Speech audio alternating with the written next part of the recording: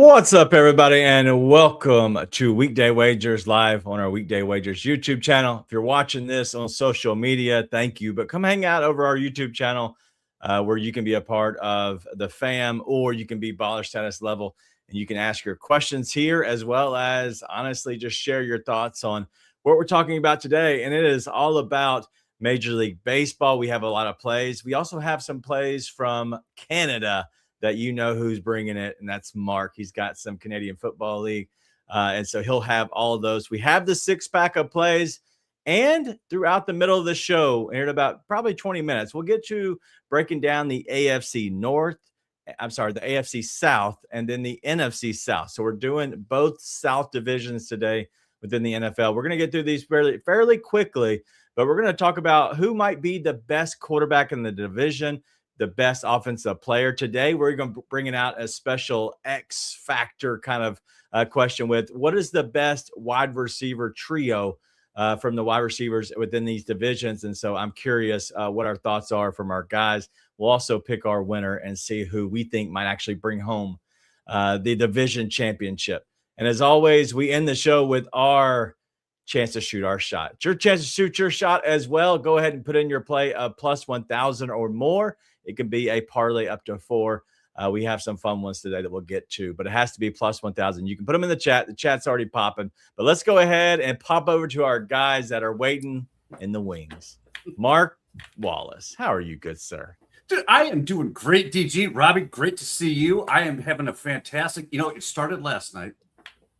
DG, you don't know this, but after we got done playing our gig last night, walked over, got a adult beverage from the barkeep, and lo and behold, there was a couple there from Clarksville, Tennessee. So Scott and Amanda Edwards, I know they said they were going to tune in to watch our show. They have a dog, Charlie, who is absolutely gorgeous. But yeah, it was Clarksville apparently came all the way up to see SideQuest play last night, and we had a little Robbie connection there as Amanda. Amanda is also a teacher over at Fort Camp. Nice. Well, hello to Charlie's parents and hello to Robbie. How are you, good sir? I'm good. I'm glad to be back. I feel like I've been gone for months, but life has been handing me some cards. I got to play them as I get them. But I'm here, and I've got people all over the United States. It's just a matter of time until they start calling into the show. When we start getting call-ins, we're gonna have an issue for sure. Well, how fun would that be, though? We got to figure that out. Yeah, no doubt. All right, well, let's get to what we have over here. And I saw this thing, and I had to bring it up. So Tony Metzger, Be More Terp, was just fam level, and he said, let me check it out just a little bit more. Went baller status level. So Tony, now a new part of the family. He was a part of the family, but now he's in a better part of the family, the baller level family. So Tony, we appreciate you. But Joe's here already talking about split decision. We're not doing a split decision today. I'm sorry. And yes, Mark is closet Canadian. We do know all that.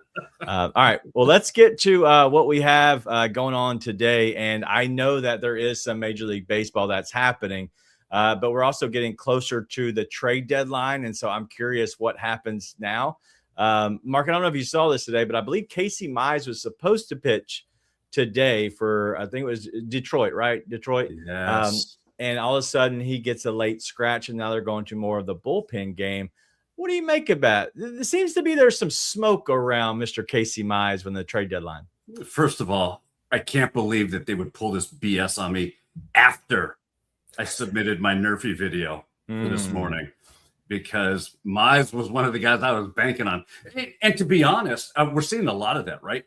I do think, look, anytime a guy gets scratched who is a core part of the rotation, there's no injury notification, there's nothing happening, chances are really good that there has been an agreement reached, and we will see Casey Mize in a different uniform here shortly.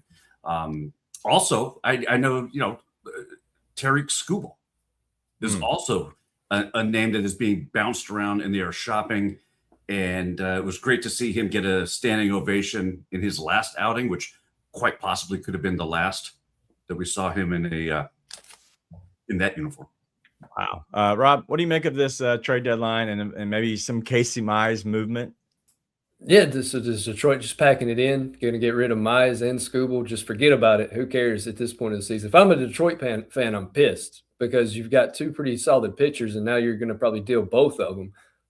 Scooble, I wish they would just make a decision because last couple of weeks it was, well, he's not going anywhere, and then this week he's going somewhere now. Let's just get it over with. Why wait till Monday? It's Friday. Let's just get it all over with and get ready for the next week in the month of August. But there's a few guys, Hunter Goodman, I saw where he's 50-50 today that he might or might not get traded. So either way, I think he's going to be pissed off because he's going to be either stuck in Colorado or maybe somewhere else he doesn't want to be. So I think it's a good night to take his props if you're looking at that. And I saw Boston was looking at Otto Lopez for Miami, which I think would be a solid get for us, especially since Jarren Duran can't keep his mouth shut or hit a baseball. I feel you there. Well, 1 second. I'm going to have to call an audible.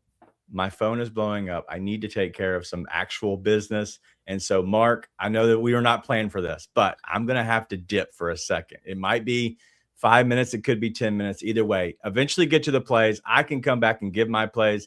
I won't be gone that long. I'll get to our preview. Well, I'll tell you what. The NFL. Go ahead, dip out. We're going to listen to Seabass, and then that's not going to help you. Oh, it's going to be my show now. What the hell is that? I don't know. You know what? Let's listen to Seabass. We'll come right back. Hey, what's up, everybody? It's your boy Seabass, the only 5-star chef in the game. We all know sports betting is full of bad beats and tough calls, but when it comes to flavor, there's no second guessing. Bassett's Blends is the plus EV lock of every meal. We don't need a stinking model. Crafted with winning spices and bold taste, Bassett's Blends comes in 3 flavors, original, hot, and no salt, that's going to turn chicken, steak, vegetables, any dish into a can't-miss cover every night. With Bassett's Blends, there's no bad beats, no flavor fades, just guaranteed greatness. Check out the link right here where you can pick up your Bassett's Blends for a guaranteed lock every single night. All right, right to my plays. Look, the hits, runs, RBI parlay has been crushing this week. Well, we've had some voids, but you know what? Still, cash is just not at the odds we wanted it. But today, taking 3 guys that nobody really talks about that much. Maybe Christian Yelich, but Josh Naylor, nobody's talking about him. Nick Gonzalez, nobody's talking about him either.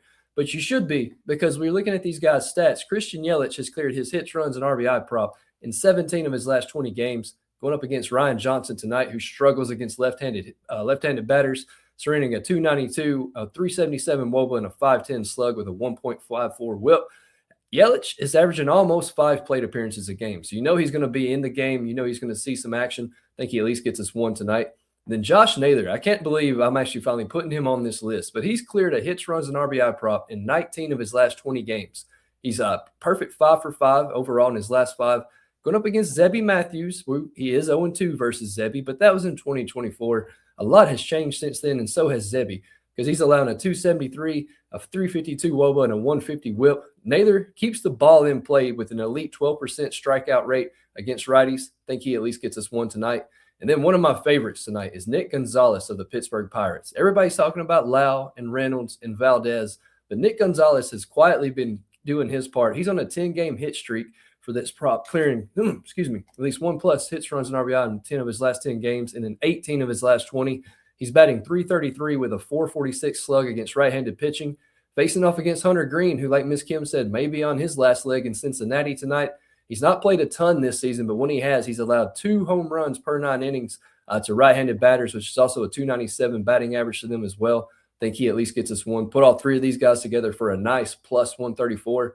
And then my other play, it's chalky, it's nice. It's Kyle Schwarber, 1+ walk at plus 100. The dude has done this in 6 of his last 10 games. I think he ate some bad lettuce at Taco Bell or something. He hasn't been playing because he got the bubble guts the last few days. So that could still be lingering, which means he's going to sit and watch those pitches go by him and not swing at him. He'll get on first base. If he does swing at it, it's probably going yard because his home run yards are at plus 180. I would rather play the walk at plus 100 with a bigger unit size and cash that one for us tonight. And what do you have, Mark? My man dropped bubble guts and bigger unit all in one take. That was impressive. Look, if you've seen my NRFI video, first of all, I'm really pissed because my 2-team parlay was banking on Casey Mize, so he's a late scratch. But the full inning NRFI that I like for today is actually this Texas-Houston game, which is also why I like the first 5 to stay under 4 runs. Look, we have got 2 cannons pitching today. Nathan Eovaldi is going for Texas, and what did I see? Oh my God, what did I forget? I forgot the other guy.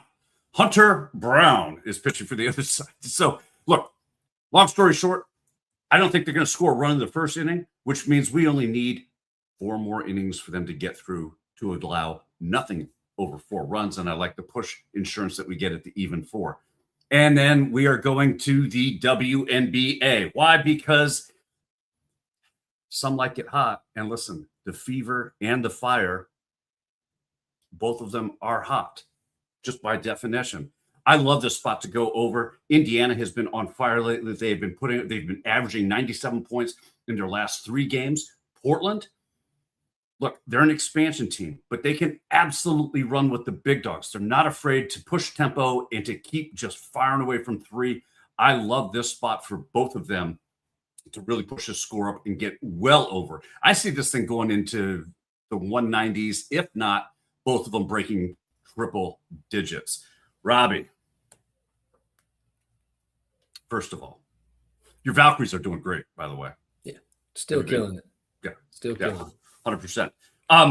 Want to get to some of these comments here because Scotty Too Hottie, dude, he's living like a king. My God, out in Hawaii, a little vacation. Just wasn't you are just on vacation, Scotty Too Hottie? And weren't you out of the country not too long ago already? Goodness gracious, my man.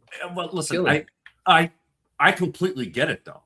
How many times have you gone on vacation, returned home, and you're like, you know what? I need a vacation from the vacation.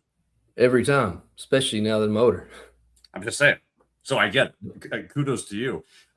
Joe wanted to know what kind of an introduction conversation led to them having a gorgeous dog. First of all, that's the first thing I saw when I walked up. They had this dog at the bar because it is a canine-friendly establishment. They had their dog with them, Charlie, who that's how that popped in there. So now you know. Wanted to ask you, because Miss Kim brought it up earlier, and there's been some conversation going on in the chat about this. Tony Romo. I mean, is this, how do I say this delicately? Does this fall in line with just being a Dallas Cowboy? You know, just disappointment after disappointment? Or now, in all fairness, I will say this, all joking aside, I thought the law enforcement officer was a little overzealous.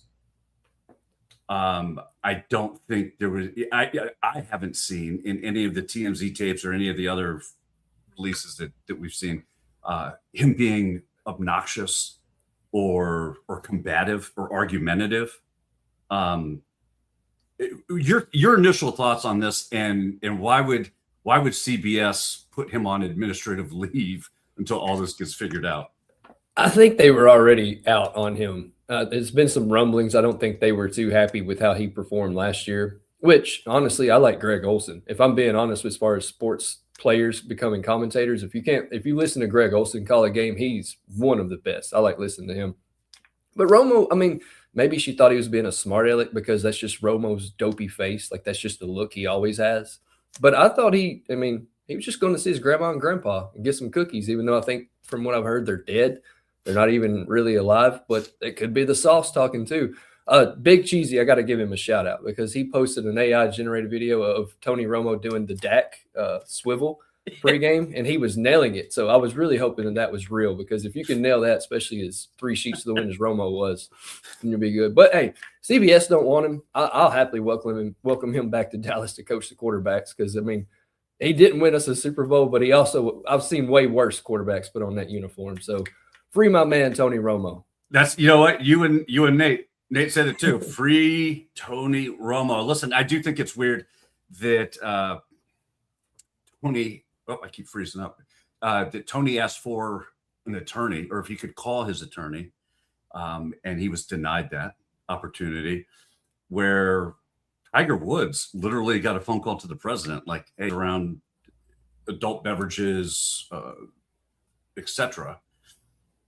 that people still get behind the wheel after one or two. I mean, I know if I'm going to a gig and we're playing, if I'm not driving, have at it. If I'm driving, I'm drinking water the entire night. Is it the way I want to play? No, but I would much rather be able to play than to end up in jail. 100%. And I mean, you're talking multimillionaire too. You're not talking about average Joe who goes to the bar every night. You're talking about a guy who has the money to take that Uber ride from wherever he wants to go. It's dumb.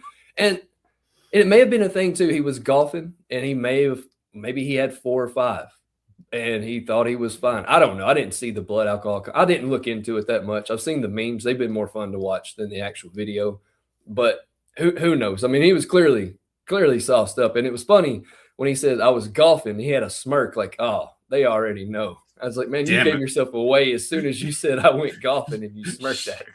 Should have said I was at the library, but nobody would have believed that either. No, especially the way he read defenses. He knew he wasn't at the library. Hey, and Joe says maybe Romo should play quarterback since Dallas doesn't have one. At least meets the height requirements to play quarterback in the NFL. If you saw that meme that Big Cheesy put out on X, I'm telling you, if you haven't, go find it, because first of all, yes, shout out Big Cheesy. But to see him doing the warm-ups before he took the sobriety test is hilarious. It's amazing. It's spot on. Well, Gigi's not back yet. I say let's just jump into this. We were breaking down the AFC. Hey. Whoa. You didn't even give your play yet. I always thought you'd go the plays, and that surprised the people that I'm here. Let's go ahead. We did our plays. We did. You did your plays already? Yeah. Bro, where you been? You've been on the phone. Look, I could have sworn you had not done your plays. I was just sitting here just wasting away. Plays. We've talked about Romo. Romo's sobered up by now since we gave our plays. Apparently, so is Joe. Wow. All right. Well, let me get you my plays, and we'll get you the AFC and the NFC South. I have James Wood for a walk here at -130. I actually just gave out my members only play, which is a James Wood walk play. So you have to go ahead and check that out as well. But I have him for 1+ walk at -130. This is my favorite play, and I believe it is on the move a little bit. So you might want to hurry up and get it before it does move completely out of the way to where you don't want to play it, or it becomes a kind of a parlay piece. But he has faced the Braves here 8 games this season. And yes, he had 3 home runs in the first 4 games, and that's great. And I love James Wood. But now the Braves, I think, are scared of him. Over those 8 games, he's had 14 walks just against the Atlanta Braves this season. 14 walks over 8 games is crazy. He's had multiple walks in many of those games, so I expect him to get at least 1 walk at -130 against a guy in Bryce Elder who he just sucks. All right, let's go to the next guy, and that's Wilson Contreras. He's done this 7 straight games. He's had a walk. It's at +141. We consistently keep playing it. It's cashed 7 games in a row for us. Tonight, he's actually going up against an opener. Yeah, that guy gave up 2 walks in the last 2 outings, 2 walks each. He only pitched an inning. The dude is not good. Whoever he is, I don't even remember his name. He sucks so bad. But you know what? The next guy that comes up and pitches to Contreras might walk him too. There's opportunities galore. And so I like Wilson Contreras to continue those walk parade at a +141. All right, let's get to the NFC and the AFC South. I want to rant real quick because I've had Wilson Contreras and Wilbur Abreu on our daily dingers for Just the Stat Sports. And the one night I don't put them on, they go back to back to win the game last night. No matter what Jaron Duran says, Wilson Contreras is much better than him. Okay. Didn't know that's what we were going, but I had to get that off my chest. Pisses me off and makes me happy at the same time because I'm a Red Sox fan, but messing with my money. I like it. I do want to share this real quick because I just took a screenshot on here, but I wanted to make an announcement. I'm not sure what this is going to look like, so I apologize in advance. It's probably going to cover me up, which is great. It might cover all of us up. Who the hell knows? But tomorrow is what? What's the date, Mark? Any idea? August 1st. Guess what we do every first of the month, Mark? What do we do? Look for our Pay paycheck. bills. We put up another item on our And drink. action. Yes. And drink. Yes. Apparently. So we are releasing the koozie. And so this is what the All koozie right. will look like. Yes, it covers me up, which is probably, honestly, people, this is probably a better look. This is a talking koozie. Yeah, there you go. But yes, this is the koozie. Also, something else I'm going to do. I don't think I've had it set up yet because I was planning on doing this on the 1st. So I have it scheduled for the 1st. So if you order it today, if you order more stuff today, I apologize. But I will have it set up as soon as the show's over.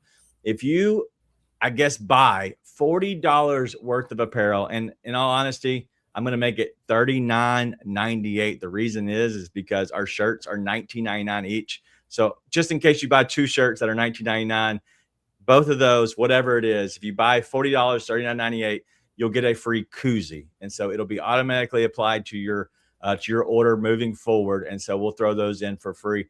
But the koozies, you can go ahead and get them. I made them live now. I believe I've saved everything. And so everything should be ready to go. But go ahead and get you a koozie now. You can go over to what's the thing, Mark? Can you tell everybody where to go find it at? Yeah, toodamnlong.com. It's weekdaywagers-shop.fourthwall.com. If you start buying more koozies, I'll eventually buy a new domain. That's fourth wall /sixth dimension. All right, but that is, I'm going to leave that on the bottom as we continue to go through here. But you know what? We're going to keep rolling with this show. Let's go to Robbie, I'll let you choose. AFC or NFC first? Let's go with AFC first. Why not? All right. Yeah, they suck. All right, let's go with the AFC. So we do have some questions here that we want to make sure we get to. And so just overall, the AFC, what it looks like last year, Jaguars won 13-4. Texans were 12-5. CJ Stroud sucked most of that year. Tank Adele, not sure exactly what happened to him. Nico Collins was hurt majority of the year for them. The Colts had a Daniel Jones issue. They lost their last 7 games. They started 8-2, which is crazy, to then go 8-9. And then the Titans were the Titans because the Titans suck. Even though Cam Ward is an interesting story, maybe he's going to be good. I just don't believe in the Titans consistently. So let's go ahead and go through what we have so far. And so I want to get through our questions. And so sorry, I apologize. Work's been kicking my tail today. I started a new job. I think I told everybody that. Yeah. So it's been a little bit busier than normal. What is the first question? All right, here we go. Of the QBs, Mark, in the AFC South, who is the best quarterback in your opinion? I think it still has to be CJ Stroud, right? I mean, he had a crazy season last year, dealing with injuries to Tank Adele, to his wide receiver core, really. I mean, at one point, we didn't know who he was going to be throwing the ball to during the game. So I still think that he has the best overall talent. Yeah, he would be my pick, CJ Stroud. Robbie? Trevor Lawrence, not because of him, but because of Liam Cohen. He gets the best out of whoever he coaches quarterbacks. Like what he did with Baker Mayfield when they were in Tampa was crazy. I think Trevor Lawrence and then the weapons around Lawrence as well. That's why I'm going Lawrence. There's too many injury concerns for Houston with Tank Dell, with Nico Collins. I don't know if it's much of a CJ problem as it is just an offensive problem. Houston's good because their defense bails them out. So if they can somewhat look a little bit better on offense, I think they're going to be a contender. But when it comes to the quarterback choices, I'm going to go with the long-haired beauty, Trevor Lawrence. Yeah, D'Amico Ryans has the best defense for sure, and that's going to be the Texans. But I agree with you, Rob. I think Lawrence is going to be the best quarterback. I just don't trust CJ yet. But in all honesty, you could say Daniel Jones, he was playing at a high level before he got hurt. So yeah. I'm curious how that plays out. All right, let's go to the next one. The best offensive player of the year for the AFC South is what? Or not what, but who, Mark? It's going to be the guy that bailed out your limped up quarterback, Daniel Jones. It's going to be Jonathan Taylor. He still is the most lethal threat coming out of the backfield. I don't care whether he's running the ball, whether you're getting him in short passing, however he does it. He is absolutely the best offensive player in the AFC South. Rob? I'm going to go with a sleeper. I'm going to say Parker Washington. He came on towards the end of the year, catching almost 100 yards a game towards the end of the year. He was Trevor's #1 wide receiver. And considering you got Brian Thomas there and Jacoby Myers and Brenton Strange at tight end, it's kind of crazy that Parker Washington was the guy everybody was talking about. I think he continues his success, and I think he has a huge year. Fantasy betting, you'll probably see a lot of Parker Washington from me. Wow. So it's either Parker Washington or then you have Brian Thomas Jr. there. And you chose Parker Washington. That's crazy to me. But overall, yes, it definitely has to be Jonathan Taylor. Probably. He is the best running back, I think. But that, honestly, if you look at this entire AFC South, it's Jonathan Taylor. Obviously you had, Travis Etienne move on. Like he's moved on to the Saints now, which we'll talk about them second. But Chutton, is that right? Whatever his name is. Tutton. Yeah, that guy. Yeah, David Montgomery's now moved over here to the Texans from the Lions. He's taking over honestly above Woody Marks. Chubb is gone. Tony Pollard, a former Cowboy with Tajay Spears, is still. They have a lot of good running backs in this division, which honestly, I looked at that and I was like, wow, this looks really good. And the Jags got Myers still. All right. I said Myers. Yeah, I was just showing that. All right. So because of all that, the best wide receiver room, the best wide receiver trio, the best studs they have catching the ball is what team, Mark? It's got to be the Jacksonville Jaguars, right? We just talked about two of them, Jacoby Myers, Parker Washington, and then you throw in Brian Thomas Jr. on top of that. I mean, that is the most balanced and reliable group in this division. I don't know how. Maybe you could argue Tennessee Titans with Ridley, Robinson, and Tate. But look, what the Jaguars have in their receiving room is the best in the division. Rob, do you agree? Yeah, no debate. I would almost say Houston is second best just because of the two-headed monster they have with Dell and Nico. When they both are healthy, they both are really, really good, but neither one of them can really stay healthy that long. The Titans would probably be close, especially since Michael Pittman is no longer in Indy. But I need to see what Carnell Tate does in his rookie year to see if he's actually going to be legit or not.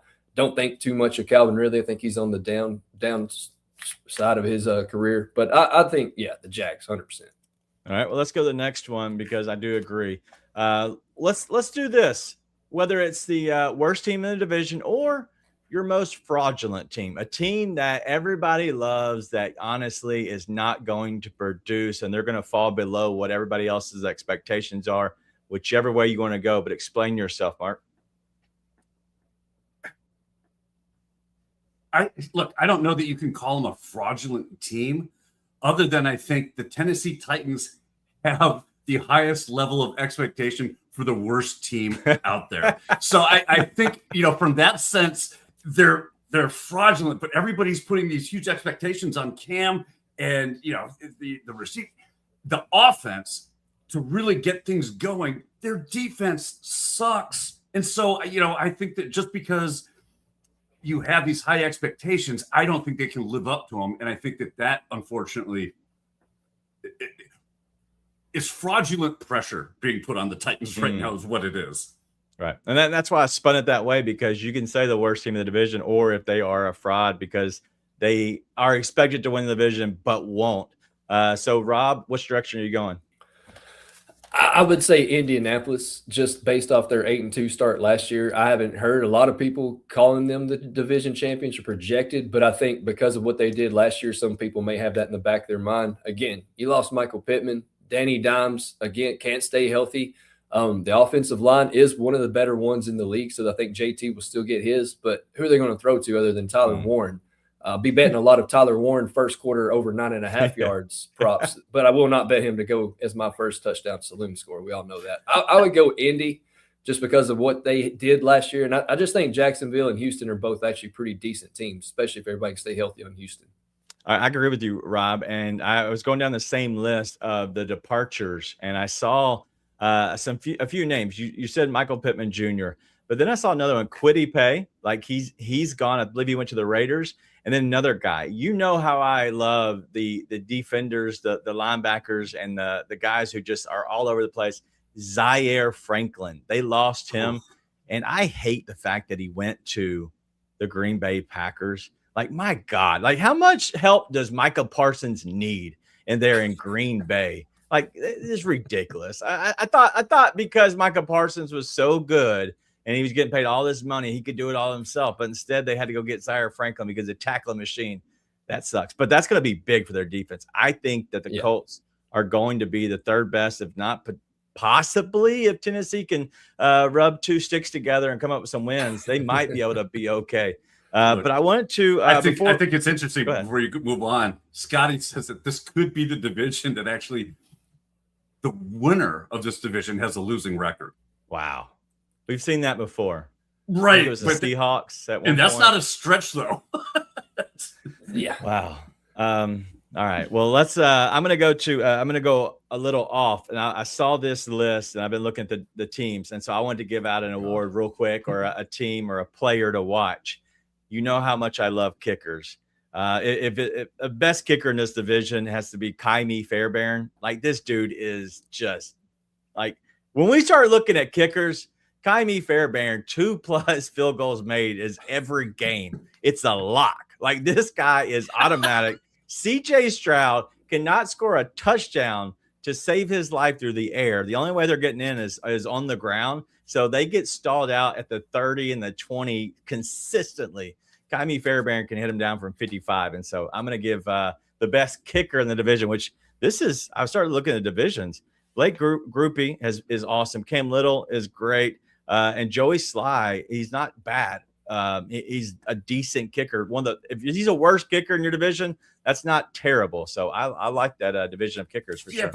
But and I'm not nuts either. I said the Texans and the Jags were two solid teams. They're not frauds. So I'm not nuts, Joe. I didn't say anything.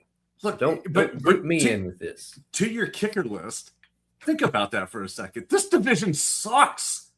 That's the only way they're scoring points is with their kickers. Right. No, 100%. But I mean, there's a reason that these guys are putting up those kind of numbers. That Kaimi Fairbairn is getting 2 or more field goals a game. I mean, that's a lot, dude. Yeah, in a dome helps. Exactly, and that's the other thing I look at it. We'll look at weather and stuff like that as we play the kickers. Being in a dome, half of your games guaranteed is great. So we like that. All right, let's go to our division winner before we get to the NFC South. Mark, who is your division winner?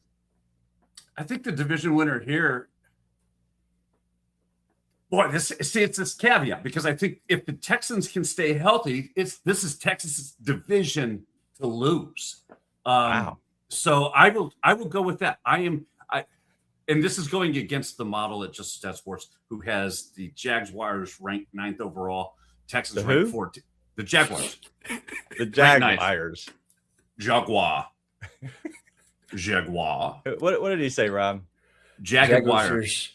Jaguars. Did I say Jaguars? We're not sure. Was it Jaguars? It might have been Jaguars. Like yeah. Because I was going to go with Jacksonville, and then went, no, what are you doing, moron? Just say Jaguars. Rob. So did you pick Houston or Jacksonville, Mark? I don't know. He picked Houston. I'm going Houston. Houston okay. Wins the division. I'll just be contrary and go Jacksonville. That's the only reason why. I think it's a toss-up, but I'll just be contrary to Mark and go Jacksonville. Let me go look at these odds real quick and see exactly what team should be like. Do we have the odds on this? I should have, and I did. Let's see. Fast futures. That's not it. Winning conference. Hey, I know. Listen, while you're looking that up on DraftKings, they do have that fast futures. Yeah. And right now, the Baltimore Ravens are favored in the first 6 games that they play this NFL season. If you put, for the teams that they're playing, they have the 9th easiest schedule in the league this year. The Ravens do. Yeah.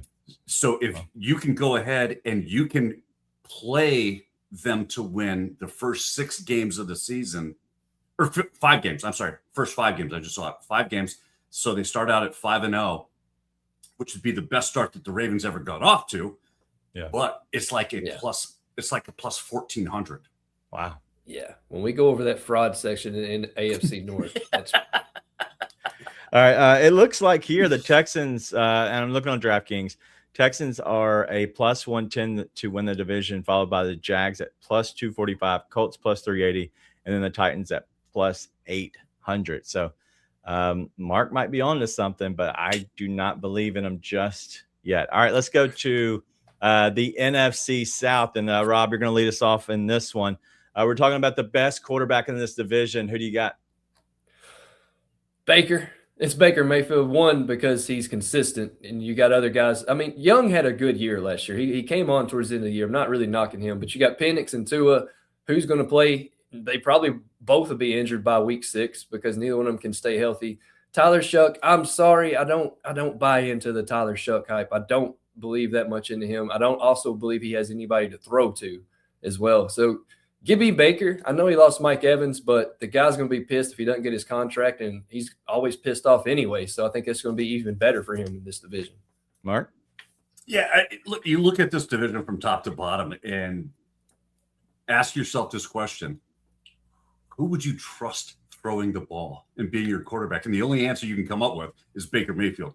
The rest of them, Tua's going to be in a rehab facility by week 6, Rob. I don't know what you're talking about. He's going to be That's what I said. Yeah, he's going to be done.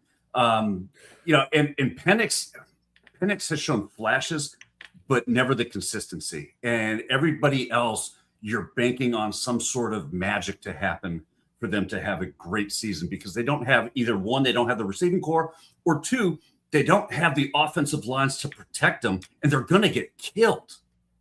Yeah. So, yeah, Baker Mayfield is head and shoulders above everybody else in this league, or in this division. I agree. All right, let's go to the best offensive player, Rob. Man, I know Bijan is going to be the answer. It is Bijan. Who are we kidding? But one, because Tyler Algier is not there anymore. So he's going to be able to actually score touchdowns unless this doofus of a head coach, because Stefanski decides to put in the backup running back at the goal line. If he does that BS weeks 1 through 4, then it's going to be Ted McMillan because of how well he played last year in his rookie season. But yes, the overall answer is Bijan, as it should be. But again, put in bum-ass RB number 2 when it gets down to 2nd and goal, and we'll change that tune real quick. Mark, do you agree? No, I think that, when you're talking about the best offensive player in this league, it's the best damn quarterback as well. It's still Baker Mayfield. I think on both fronts. Wow. This part of the NFL is starved for some sort of offensive production. And Baker's my guy. All right. Well, I do not agree with that. It is definitely Bijan Robinson. Looking at the wide receivers, Rob, which wide receiver trio would you target? Because they have a good number ones across the board. But after that, pretty suspect in this division. Who do you got? It's definitely more tricky than the last one. I'm going Tampa, and I only say this because Chris Godwin, when healthy, is a really good wide receiver. Emeka Ibuka showed a lot of flash last year when it was called upon. Jalen McMillan and even Tez Johnson came through when Mike Evans and Godwin went down. So I think you've got more consistent players on Tampa, and you have a better quarterback. New Orleans does have Olave, but how healthy is he ever going to be? Atlanta has Drake London, and you could say Kyle Pitts. I'm interested in their rookie, Zachariah Branch. I think I want to see what he does first. I can't crown him yet, but I think he's going to be really good. But I'm going to go with Tampa. I'm going to take the Tampa trio. All right, Mark. Wait a minute. Are we going with people, when they used to be healthier, when they were younger, and then they were the best trio? Or we look at this division, nobody can stay healthy. Or what we're getting right now? Because if we're talking about what we're getting, okay, if we're talking about what we're getting right now, I do think the Atlanta Falcons have the best trio in Drake London, Jahan Dotson, and Olamide Zach. I'll butcher the name. I don't know how to say his name. Zacchaeus. But Zacchaeus. Yeah, Zacchaeus. And then you get Branch, who's added to that mix. And I think, I know you said trio, but we're talking about a pretty substantial wide receiver room. Unfortunately, they don't have the power to supply them with enough looks to really showcase what they can do offensively. Yeah, you got 2 lefties, and when you got 2 lefties, you ain't got nothing in Atlanta. Right. Yeah, 2 lefties don't make it right. Yeah. Well, I think if you look at this, I think it's tough. I think you can go so many different ways. I will say that Tedoroa, McMillan, and Jalen Coker with Xavier Legette is a really good trio. I think that's the only reason that ding dong there in Carolina. Bryce Young is Bryce Young. good. Like Right. that's the only reason that he has looked somewhat okay. I think those three are very underrated. I think they're going to be really good. I wouldn't say that they're the best, but I think they will challenge this year to potentially be the best because I don't think there's another three that really are consistently at their level, just top to bottom. But let's go to most fraudulent. When the get's not eating squirrels, he can catch footballs, but sometimes he's got squirrels on the brain. Yeah. Let's go. Let's talk about the next round. Let's go to the most fraudulent team, Rob. What the hell are you guys talking about? That's how Leggett talks. Yeah, I know. He's a body boy.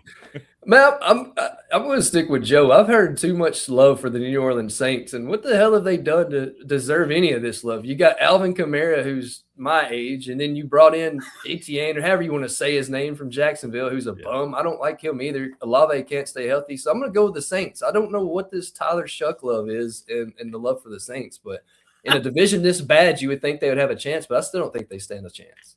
Right. I mean, Mark. I love that shuck love. That's what I'm going to call oyster eating from now on. A little shuck love. Yeah. The biggest fraudulent team has to be the Tampa Bay Buccaneers because they're all we have them projected to be right around a 500 team, and they always seem to do well, just well enough to win in the regular season. It doesn't translate into the postseason. So I think when you're looking at frauds and saying, hey, listen, these guys show a little bit of promise, they could actually make a push into the postseason. The Buccaneers keep coming up empty year after year after year again. This is a Buccaneer fraudulent team that owes its fan base some money. I agree. I do want to say, when it gets to the playoffs and we get to that era and we say which teams are a fraud, you're going to see a two-headed dragon and then the goofy dragon, which is Tampa Bay, if they do somehow make it. Because, yes, I agree, but I think this division is so bad, 9 wins may win you the division in this one. Right. And I to that point, I think that you're looking at a division who isn't expected to do well in the postseason to begin with. It's just a matter of, okay, which teams are going to make it to go be sacrificial lambs, to the real playoff teams. I agree, though, with Mark on the fact that they are the more fraudulent, only because they did not give Baker his money. Now Vita Vea is requesting a trade. I think all of that outside noise is going to be a reason that they maybe don't produce like they honestly should. All right, let's go to our team that wins the division. And Rob, who are you going with? I'll go with Tampa, but I'm not happy about it. Ruben Bain's going to win Defensive Player, the Rookie of the Year as well. Rookie of the Year for defense is Ruben Bain. That guy is a monster. And if Vita Vea leaves, I don't think they're going to be hurting too bad because I think he's a stud. But I'll go Tampa. Again, not happy about it. Look, and so I had Tampa or Carolina, and you took Tampa. I will go with Carolina then. I think the improvement that they made getting Jalen Phillips or by signing him to a 4-year, $120 million contract is going to just absolutely change the way they rush the passers. It's going to edge them up defensively. And I think that they have a better path to winning this division outright than the Buccaneers do. I'm going to do a surprise team here. I think that the Falcons have a chance to win this division. I think they all have a chance to win 9 games. And I think that's all it's going to take to win this division is 9 games. Look at this, me and Boogie, because I like the fact that Michael Penix and Tua are both good enough. They both are injured. But if you have one get injured, the other one can be there. We're just hoping that the other one can last long enough so whatever the injury was on the first one, they get back in time. And they're both left-handed, so you don't have to change much of your offense. I think there's a conspiracy here that when you have both of these quarterbacks, you actually have one good one. And it might only be for 1 year, but I also think that Bijan Robinson's awesome. Drake London has been very good. I think their wide receiver crew with Jahan Dotson can be really good. I think this crew, they might have the best defense in this division. And so I like it. I think what has Jahan Dotson done? Y'all both have said his name. What has he done in his career? Catch pickskins. That's right. That's all he does. Catch passes. That's all he does. God. Rack up yards. Put him with Tyler Shuck or whatever his name is on the fraudulent roster of the NFC. Yeah. Wide receiver 1, Jahan Dotson. A lot of Tyler dome Shuck games. is his quarterback. Inside where it's warm. I'm not asking you to win a playoff game. Just win enough at home. And you know why they're going to win? The best kicker in the division, Nick Folk. They got him over from the Jets. He might be old, but Nick Folk is what they needed this whole year. They needed a kicker, and they went out this offseason. One of the few things they did in the offseason and free agency, they went out and got Nick Folk. So Nick Folk, the best kicker in the division. We're going to be definitely counting our money with Nick Folk this season. Pour one out for my boy Youngway Koo. That guy fell off hard, man. Youngway who? All right, let's get to our saloon here as we shoot our shot because, one, we're on a time crunch. Got to make sure we get out of here in a few minutes. So go ahead and get in your saloon shots right now.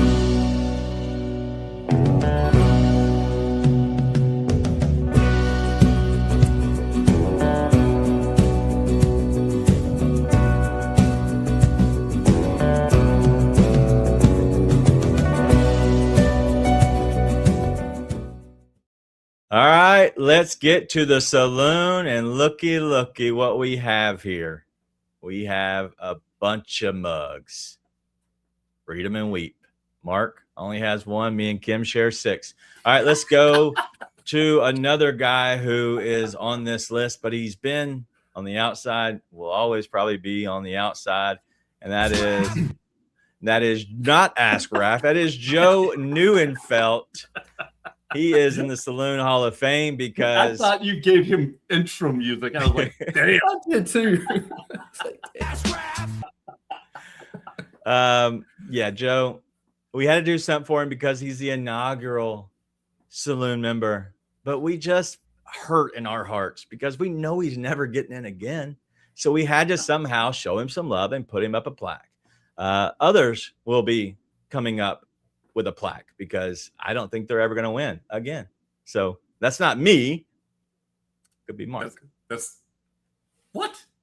All right. I just want to go ahead and get my plaque now so I can say I'm the first one to have a plaque and an active mug in the saloon. Oh, God. Rob, just give us your stupid international dong. International dongs are us. And we got Esmeralda Valdez and Junior Caminero to hit a home run at plus 1405. Junior hasn't homered since the All-Star break. Well, he had one home run the first game back, but he was still feeling himself. He's going to get it back tonight because even though the balls are dead, the Undertaker will come and he will rise them up again. And that Junior Caminero will hit one tonight. You know, he hit one yesterday. It went out 24 out of 30 parks. Tonight, he will make sure it goes over the wall. And then we're going to go to Esmeralda Valdez because he thinks I'm not betting on him since he sucked for me all week. Well, you're wrong, Esmeralda Valdez, because even though you've been on a mini slump, you have hit 2 home runs in your last 10 games. Those are the 2 days I didn't bet you. Tonight, it's Friday. He's going to hit one tonight off of Mr. whoever he's facing. I think it's Hunter Green. It is Hunter Green. And he had – the reason I do like that, and he's even on the Daily Dinger, he's had 2 doubles over the last 3 games, which means that he is lifting the ball, which, you know, it's what you're looking for is lift and separate there. So I do like it. All right, let's give you some effing walks here at a plus 1083. James Wood, 2+ walks. Already gave you the 1. The 2+ walks here, we're going to pair with a Wilson Contreras 1+ walk. I gave you these 2 guys. They are walking like crazy. Contreras against everybody. Wood against the Braves for sure. So I like both these guys to have their walks at a plus 1083. I will have a walk it out somehow, some way, something to do with walks on my mug when it comes in the mail. Mark? Look, we got singles night in Canada. All right, so the first 2 singles, they're not in Canada. We're talking about Nick Gonzalez of the Pittsburgh Pirates and Frederick Freeman of the LA Dodgers, both to register 1 single. Little different than registering 1 hit. We're going for just the single. Both these guys have active streaks going into tonight's game. Gonzalez has done this in 9 straight. I think Freeman has done it in 5 or 6. Love the matchups for both of them. And then we're going into Canada. That's right, because if you have not been paying attention to the absolute score fest that is the Canadian Football League, you are missing out on some absolutely wild and crazy football. Montreal, Ottawa, we're taking them over 60.5. These sound like ridiculous numbers. Last week, I gave out a play of over 63.5, and that thing saw 84 points scored in it. So I'm just telling you, it has been an overs season in Canada. And then on Saturday, Calgary and Hamilton, the over 59.5. We're going to put all 15 of those legs together and come up with a plus 1126. All right. Well, those are our saloon shots. Go ahead and get them in right now. But we do have others with some saloon shots. We got what's so funny here? It's just Sancho's comment. All right, we'll get to it in a second. Let's get to Scotty's. He had to leave a little early. He's going Schwarbaum and Matt Olson leaving the yard at a plus 1286. Oh, you weren't here. You don't know why Scotty had to leave early. Rumor has it he puts $100 on these and he goes on vacation every few weeks. Scotty Tuhati sent this in. I'll give you one guess. Where do you think he is right now? Is he on vacation? He's on vacation. Somewhere he was tropical. just on vacation. Somewhere tropical. We said the same thing. Somewhere tropical. I don't know. Dominican. No, Hawaii. Oh, I should have said that. I didn't. All right. Well, saloon shots around. Be more terp. Tony Metzger saying Bryce Harper and Matty O plus 2074. Wow. I should have saw this. God, my bad. I thought you would cheat and see it. What in the bloody hell is this? All Boogie, what are you WNBA from doing? Boogie. I gotta freaking get my paper and pencil out of this. All right, Shakira Austin over 15.5 points. I want to hear these names. Ungabawale is over 14.5 points. Nice. Flaja Johnson over 17.5 points and assists. Megan Dildo is she's formerly Gustafson over 14.5 points at plus 1030 on DraftKings. I like that, Boogie, especially when you can get all these plays in. You get a lot. All right, let's go ahead. An E, not a D. Well, it What? can be a D, but that's an E in the letter in there. Dilio. Yeah. Sorry. And Flujo. You got Flujo Johnson and Dilio, former known as Gustafson. No. Sorry. I went backwards. All right. Let's go to Kim's here. Eugenio Suarez and Ellie De La Cruz, 2+ Ks. And then a Murakami home run plus 1331. God, she used to be able to do Suarez and De La Cruz 2+ each for a plus 1,000. Is it that bad now? They're striking out like crazy where they add Murakami? It's not even a joke. I mean, you can't get Suarez 1+. 1+ strikeout used to be just a cash machine on the strikeout parlays. You can't get 1+ strikeout for less. It's at like a minus 700 now. Wow, that is crazy. All right. It's absolutely the same, but between those two. Yeah, that is stupid. All right, let's go with Joe's got he finally got one in. We know it's not going to hit, but Rays minus 2.5, and then the Astros minus 2.5 at 11:21.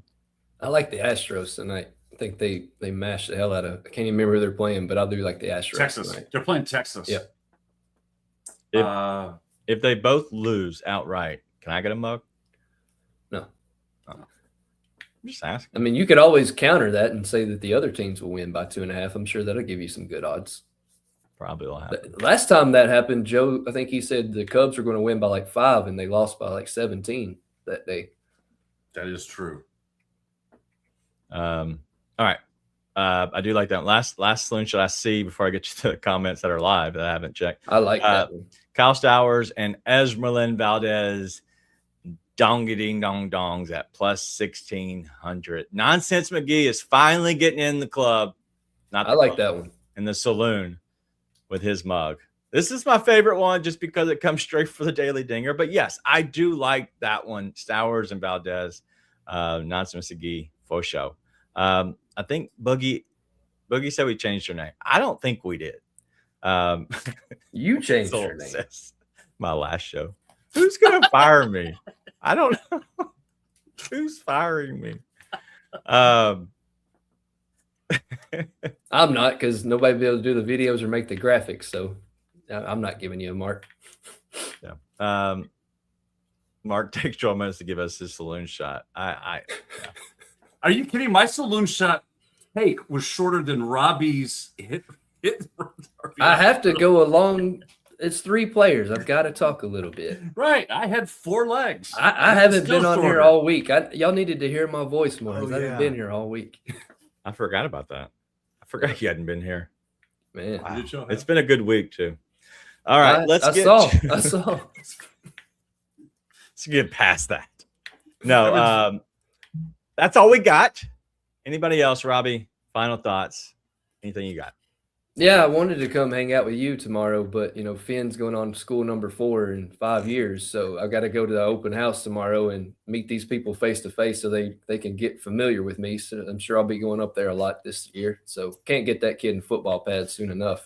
Okay. That's my weekend. Just so everybody is aware, how old is Finn? Finn is 4, will be 5 in October. I don't know if anybody else can count, but you just said on his 4th school, right? Yeah. He's getting kicked out. He's doing this once a year. Like he Yeah. took off. No, he got took off kicked his out first twice year. in 1 year. Twice Okay. in 1 year. Okay, Yeah. that'll do it. And this is when he was 2.5. Yeah. Wow. SummerSlam. Are you actually excited at all to watch? It's 2 nights, correct? Still 2 nights. Yeah, I am excited. It's been some good storytelling, and I've been watching wrestling a little bit more lately. And yeah, I think it should be a really fun show. Okay. All right. Well, we do have a hard out, so we're gonna kind of speed through this. Mark, anything you have before we get out of here? Yeah, we're going to a concert tonight, Head in the Heart. If you haven't heard this band, they're out of Seattle. They're absolutely amazing. Give them a follow, but we're going to go check them out. This weekend is again, we're starting to ramp up for football season, and it's a lot sooner than I think people realize, which is great. Unless we're pushing stuff out to Justice Stat Sports to make it more user friendly when it comes to football season. Yep, I like it. And Monday show, we will have a special announcement about 15 minutes after the show starts. We'll have a special announcement around that time on what we have, a new announcement that we're going to be doing starting on the 13th of August. So it'll be an announcement on August the 3rd about what we're going to start on August the 13th. And so this is already all done and in the works for a little bit. We've been alluding to it, on the side, but yeah, we're going to have a special announcement on Monday. So, but thank you all for hanging out with us. It should be. I will say this. Hey, to Robbie's point about Joe's pick, if you want to play the Fade Joe parlay, Oh, take the Chicago White Sox on the money line, the Texas Rangers on the money line, plus 349. Doesn't get you in the saloon. Throw the Rockies in there too. I think that might get you in the saloon. I think they win tonight. Yeah. You think the Rockies win tonight? Yeah. Why not?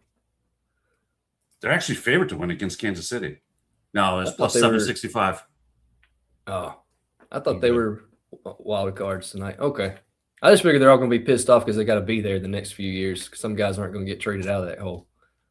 wow. That's all we got. Thank y'all for hanging out with us. Next week, what is it? NFC, AFC, North.